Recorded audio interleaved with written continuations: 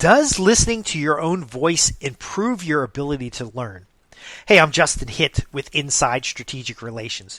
Many knowledge workers and professionals want to learn new information quickly so that they can apply it in the marketplace.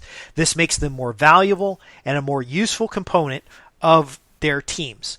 Now, again, that doesn't guarantee you're going to keep a job, but it improves your influence and ability to communicate complex topics so that you can be the most valuable player on the team. Well, there are important skills necessary in order to learn faster. And one of the techniques that I used in college, I used out throughout high school, and I do use today is to record a presentation or even read a book out loud and then listen to it later. Now, the reason I did this is because I was in a car a lot, doing commute back and forth to work. I had a lot of quiet time, and having something valuable to listen to that nourished my mind, that improved my skill set was useful. And so I would buy Nightingale Conant programs. I would invest in training programs and build education that way. But there was a lot of places where maybe industry knowledge wasn't available in an audio program. So I'd create my own audio program. I would sit down and read a course of materials, and then I would summarize it in a presentation that I would listen to. And that's how I ended up with podcasts that go back to 1996 and previously. Now, of course, I haven't republished all my materials when I was a kid, because when I listened to them, I'm doing my third revision of my Punic War report, and that's not as much fun as the business-related stuff. But the concept is, can you learn from listening to your own voice? Because our voice is our synthesis of the understanding of the material. However, when we hear our own voice, and this is why a lot of people don't like to hear their own voice, we aren't hearing the voice that's inside of our head. So we have self-talk. We have that message and thing that rolls around in our mind. And we also have a contextual understanding of the learning. So we're reading it in a study environment such as a library. And then we can remember it better because of the visual cues and the background cues. How do we retain that information so that we can use the information in other environments? So that's what happens when you learn in a classroom, but then when you get back to the office, it's kind of hard to implement. But if you go back to the classroom, it all makes sense again. Again, we all have different learning modalities, but each modality is impacted by your environment, about who the presenter is, about the appealingness of the message, and about ultimately the repetition of such message. So yes, you can record yourself speaking or summarizing a topic and then listen to it at another time in a different environment and improve your ability to learn and understand. But here is the key factor and what we're going to talk about right now. The key is to be a very good listener. Now, when I talk about listening, when you read something on paper, the voice in your head reading is something you want to listen to. You want to listen to the author. You want to listen to the context and application of the information. So these 6 skills to become a better listener apply not only in the reading of the actual listening to another person or the listening to yourself, but in the reading of the materials. Now, the synthesis of new education into summary information that's in your own words is a reinforcement mechanism to improve your retention of the materials.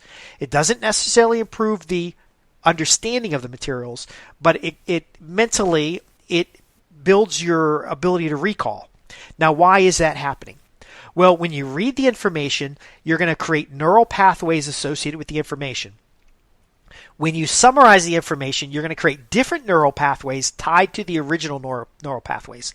And then finally, when you re-listen to the information, you're going to have a different context of neural pathways tied to the summary, tied to the original information, and therefore reinforcing the key ideas and concepts of what you've learned. But if you're not effectively listening, then you're not going to have the benefit of the time advantage that comes with following this kind of method. Now, here's what's important to understand. If you're in my case, I was listening to recordings of myself and other people. So listening to podcasts, listening to Nightingale Conant programs. I would invest in programs from subject matter experts and leaders in the field. I would read materials and summarize them. And I would listen to them in an environment where I'm driving down the road. Now, driving itself requires a lot of attention. So I'm sharing my attention between complex topics and driving down the road. So do you think my ability to retain the topics was very high? Not necessarily. It's better to understand this context where in the expectation, but the listening skills matter. So number one, you want to determine your default listening style.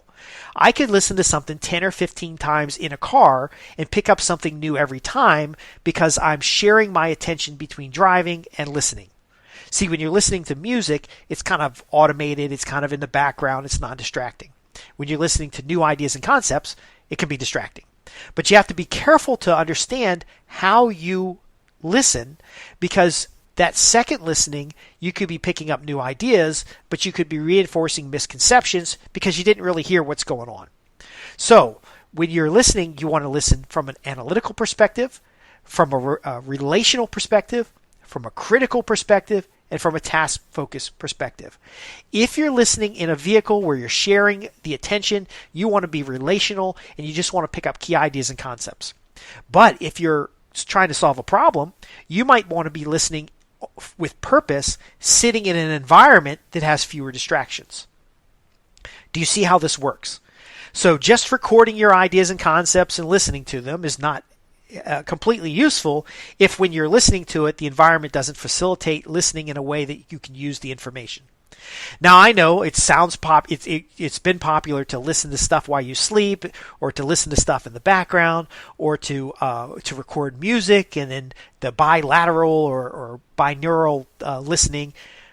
Those types of things are gimmicks if your skill set isn't good for listening. Next, you want to establish why you're listening. Okay, I listen to in the car to podcasts and information programs for entertainment. I listen to it for education. I listen to it for new ideas and concepts. But I have a purpose for listening. I'm not just filling time. Unfortunately, social media, YouTube, many of these platforms, because they can monetize your attention, they often build a behavior or habit where you could watch 10 videos about a topic, and then at the end of the 10 videos, you're 4 hours poorer, but you don't have any better understanding of the materials. So we need to listen with purpose. Next, we want to recognize our listening style and understand whether it's disruptive for the purpose that you have. This is very important. You do need to challenge your listening approach. Let's say you have a default critical listening skill. So you're listening and you're critical of the topic and you're challenging the topic. How much of that are you going to retain? Now, critical listening is important if you're listening to the news or you're listening to somebody who's trying to persuade you. But if you want to retain knowledge and information, then you need a different approach, a more practical approach, because the critical listening is actually getting in the way of the task at hand, for example. So a lot of times I'll get an email from somebody who gives me feedback from the newsletter, and they say, oh, what you just told me is very similar to what someone else said, and I don't think you know what you're talking about. Well, if it was similar to someone else who has credibility and knows what they're talking about, then the probability of me, who's saying something similar, to not know what I'm talking about is pretty low. And so their question is critical when it could have been what information and what I shared is common between the two credible sources that you can use immediately in your business. Do you see where I'm coming from there? If you are distracting yourself because you're listening the wrong way, then it doesn't matter how many times you listen to a program. It doesn't matter how many times you summarize information. It doesn't matter what books you read. You're going to end up with gaps. Now, how do you find these gaps and blind spots? Well, it includes asking someone if you're missing anything. So the best kind of listening is that one-to-one dialogue listening. You're talking with another person, you're asking questions, you're listening to responses, you're challenging assumptions, you're associating and compiling information, you're thinking about practical ways of using it. But again, I publish materials and do these podcasts because I want to identify blind spots in my understanding, and I follow the Albert Einstein approach that if you know something well, you should be able to explain to somebody who knows nothing about it. And so I should be able to share what I know, no matter how complex it is, in simple, easy to follow language. And that's what I'm attempting to do with these programs. But again, your feedback, your questions, your responses help me hone my skills and ultimately build my strength. So I'm able to help you learn, and you're able to help me be a better teacher, to be a better coach, to be a better consultant, and ultimately we both benefit. That's probably the best way of doing these things. So yes, you could record yourself summarizing materials to help yourself, but you can also use a podcast to establish credibility in a marketplace.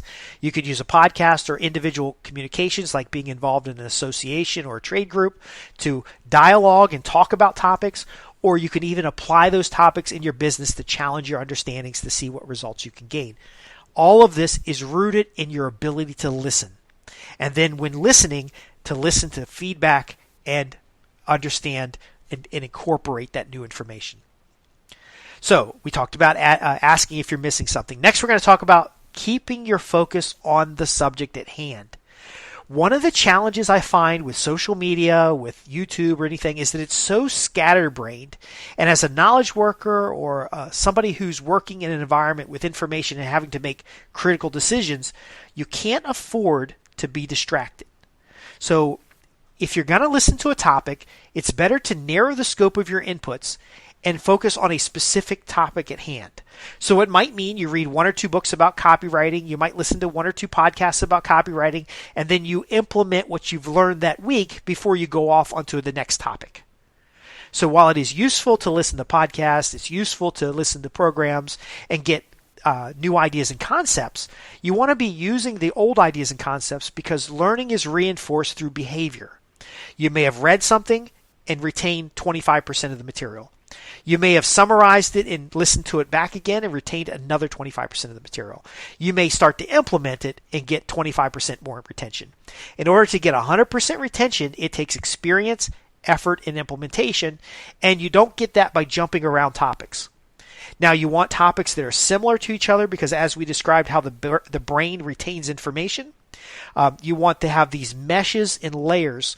And I've mentioned it in other programs. I think in tensors, not in grids, because I'm associating and layering key ideas and concepts, building a network of ideas and concepts, and then using that to solve problems rather than just a lateral approach or a linear approach. Finally, we want to adapt our style to achieve a conversational goal. Okay, now this is very important. Some of the most respected people that I know, some of the mentors and people I really look up to, were able to take complex topics and share them in conversation in a way that developed a dialogue that helped me as a mentee. So a lot of the times I'm reporting to you what I've learned and what I've applied in my own experiences. Being able to do that in a conversational tone to make you feel comfortable that you can ask me a question is the best way of doing this. Now, in a workplace, it can be distracting because I will get a phone call from a senior level executive who's 2 up from my manager, and they'll ask me for questions, and I have to know that the answer that I give them could show up as me sourced. And so I need to make sure that my manager and people along the line, that's the relationship elements that we talk about elsewhere. But doing presentations like brown bag luncheons, I've done hundreds of those, and many of my mentors have encouraged me to do that, and they've done that as well, and that's how I found these mentors, or I found people with good quality knowledge. But again, that the skill of listening matters. So you could develop a goal, you can have an approach, you can equip yourself with the tools to listen well, but again, if you're not listening in a way that you can be valuable in the marketplace with that new knowledge, then you could end up isolated. You could end up understanding problems and challenges without the feeling that you could impact change. And that frustration is going to drive an introverted mentality that is actually harmful rather than an introverted mentality that is introspectional, where you're able to think about ideas and solve complex problems. Remember, our marketplace values the ability to solve complex problems. That requires the consumption of volumes of knowledge and information, and we don't want to trade hours for useless insights. So we're not playing trivia here. We're not going to try to win, a Star Trek trivia contest. We need to understand ideas and concepts. We may be using fictional concepts in order to test theories in a research environment, for example, and then determine whether or not something is potential or possible. We might be using tools like artificial intelligence. We might be using machine learning or other tools to test ideas and concepts. If we're distracted and we don't have a consistent way of listening and digesting information, then we won't have the retention. So to answer the question, does listening in our own voice improve learning? The answer is yes, if you have a systematic approach and you're actually listening, and also no, because when you record something and listen to it back, it's not your voice anymore. There's a whole atmosphere and environment that impacts the learning. So both of those functions are useful in the context of better listening. So yes, you can improve your retention and knowledge by talking to yourself, but it's even better if you talk with other people. If you develop the business network or even the mentoring and mentee relationships that develop the context of learning so that you can apply what you know. And it's fascinating because someone who can know a lot about a few topics can solve many different problems, but so can people who know a lot about many topics. It's the application that matters, and the listening is the transition from accumulation of knowledge to implementation. I'm Justin Hitt with Inside Strategic Relations, and as always, I encourage you to ask your questions. This is a question from a listener, and it's something I've asked myself in the past, and I want to make sure that you have these insights because, again, in the world of artificial intelligence, where we can query zillions and trillions of documents to get an answer, how do you know it's a good answer? How do you know how to implement it? How do you know how to move it forward? And that's where people like you, knowledge professionals, subject matter experts, and other individuals that are able to synthesize information can now develop new ideas and concepts, can solve problems that we never imagined were possible to solve, and people didn't even know these problems existed. And then not only that, be able to communicate that to a marketplace so that we can make it economically viable to continue to do the same.